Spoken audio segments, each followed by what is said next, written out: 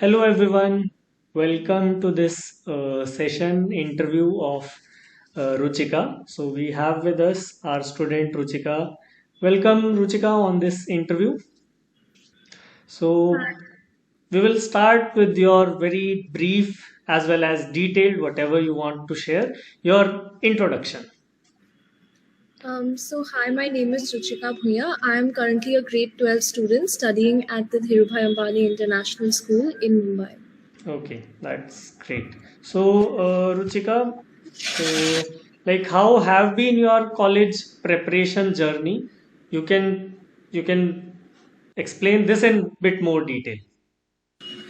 Yeah, sure. It has been a mix of a lot of things, I think, quite a roller coaster, but in one word, definitely very stressful, especially for the US because there are so many materials required, and it is a very time consuming process, especially with essays and having to balance this with schoolwork, especially the IB program which I'm studying. But Mhm. also at the same time, in one way, it has been sort of enriching in the sense that I had a lot of fun writing some of the college essays that I did, and it helped me like find my voice better and explore my own personality better. So I think in that way it was an enriching experience as well. Okay, that's great to know. So, like since when you started preparing for college? I think overall, in terms of extracurriculars and stuff, the preparation was like always on when I was not even aware of it. Like in ninth or 10th grade, I was just doing, like pursuing my passions, not with the objective of like college. So Mm-hmm. I would say indirectly it started like in eighth or ninth grade, but properly thinking about where I want to apply and sort of forming a college application started somewhere towards the end of my 10th grade, I would say. Okay, okay, very nice. And during this preparation, like which competitive exams you took and how important those exams are?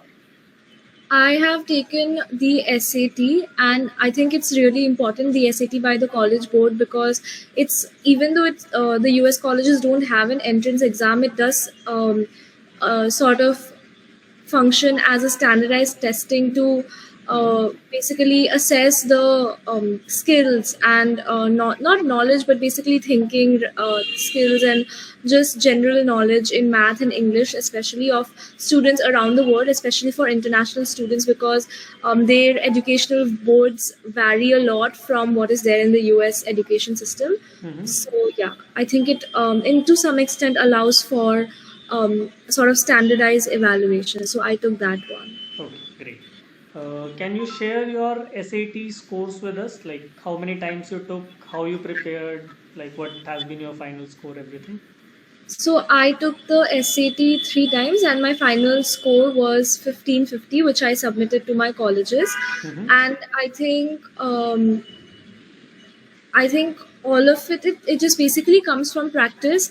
Although I do think that in the beginning I was not practicing in the right way, Mm-hmm. which could have definitely saved me and my family a lot of money if I had just had the guidance from the beginning of how to practice the right way. Then I think I would have at the start only gotten my goal score, because I was just like I needed only like a 10 to 20 point improvement to reach the target. Mm-hmm. So yeah, basically that. And I think in achieving that goal, I received a lot of help from Masterclass as well. Okay, that's great. Thank you for saying so.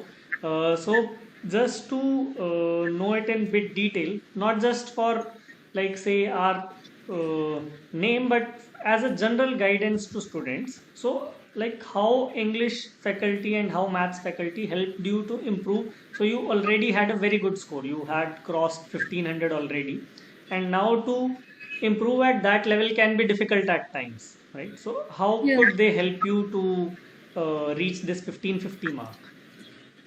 So I think the main thing that I got help with was especially English, because math is like more of an improvable skill, easily improvable Mm-hmm. area for the SAT. So I was not facing that many problems with math. It was mainly English, especially reading. And I think what really was useful for me was the error analysis that was done by the tutor of Masterclass, like um, he sat with me for like 1 to 2 hours Mm-hmm. on a weekly basis or twice a week, and we would basically do questions. And then instead of like focusing more on getting questions right, we would just focus on why the mistakes were made, and Mm-hmm. evaluating the mistake and figuring out how to reach the right answer. And because of that also, I was able to get a great improvement in my reading and writing score in Mm-hmm. the October attempt that I took. So I think that was extremely useful. And in maths, I think I got a lot of practice material Right. from Masterclass, which is not really accessible. Sometimes they are too overpriced or something. So that was really helpful for Okay. me. That's good. That's good. So you said that had you known some things from beginning, it would have saved money as well as time, I feel, right? Yes, So, yes, so a lot. just to your juniors, what would those things be? So what should they take care of? I think firstly, the main thing is to focus a lot on doing practice tests, although they are quite tedious and long. It's a Hmm. 3 hour test, and that's why I think that was something which I sometimes got lazy and I did not want to do it. But it's really important to have a simulation of the test. And other than that, I think having some sort of guidance is very useful, whether you take that guidance from seniors or you take it from like a coaching center like Masterclass. It really helps because they are trained people who are aware, have a Right. lot of knowledge in the subject matter, Mm-hmm. especially for reading, because it's really different from what we are taught in our schools in India. So Mm-hmm. I think especially for that, I think math should be fine for most Indian students. Yeah. Right, right. Definitely, that should help many students. Yeah. Now, so what are the colleges you are like aiming for, or have you like received from a word from some of them? What is the status? So I'm waiting on most colleges. I have basically applied to liberal arts colleges in the United States, Mm-hmm. of which some of them are the Ivy League schools as well. And Great. I also applied to the UK, Mm-hmm. and I'm also waiting on my UK offers. But I did get receive an offer from one of my safeties, which is University of Manchester. So yeah, Okay. so I do have one college to go to in case anything else doesn't work out. So we have lots of wishes for your dream colleges, and definitely congratulations for Thank you this so much. college also.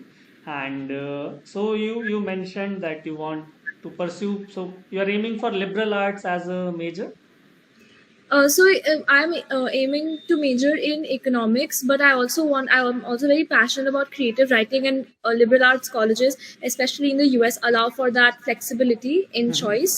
So I'm going to major in economics, and probably like I want to do a minor in writing.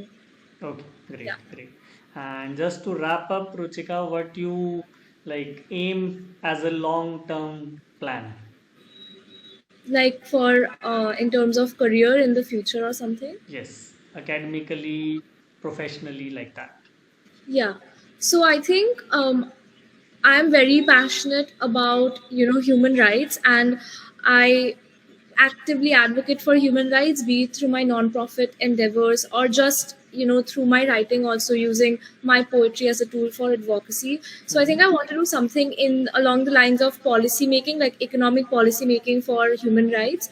So somewhere along those lines, like my like main dream is to one day work in the UN or something, but basically policy making. That's great to know. So wishes for that dream also.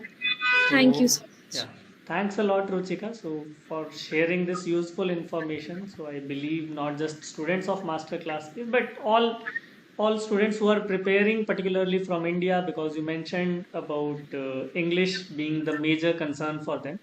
I'm pretty sure it would be very helpful, and about the profile building part also. So Yeah. thanks a lot for sharing this information. Yeah. Thank you so much Thank for having you.